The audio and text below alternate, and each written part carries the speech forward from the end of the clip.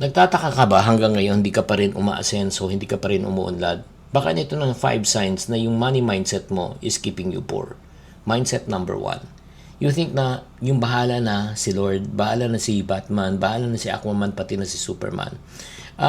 Actually, ito lang importante. Hindi natin pwedeng isaalang ang ating kinabukasan sa bahala na. Kailangan meron kang tamang plano at diskarte. Sign number 2. You believe yung pag-iipon is only for people na malalaki ang income. Ay nako, sasabihin ko, tsaka na lang ako mag-iipon pag lumaki ng income ko. Ilang beses na ba lumaki ang income mo hanggang ngayon wala ka pa rin ipon. Sign number 3, you treat money as something to impress people.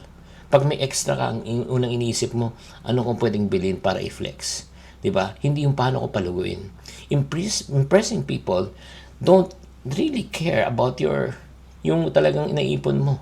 Ang importante talaga, maging secure ka sa ginagawa mo. Sign number 4, you panic every time when you talk about budget. Yung parang feeling mo nade-deprive ka, feeling mo restricted ka, feeling mo kawawa ka. Nako, hindi tama yung feeling na yan. Kasi lahat ng nagiging successful, nagsasakripisyo bago nag-enjoy. Sign number 5, you think improving your finances is too late for you. Parang sinasabi mo, ay nako, matandaan na ako eh. Diba? Eh, di ko na kaya yan. Diba? Alam mo, the moment you think it's too late, doon talaga siya nagiging too late.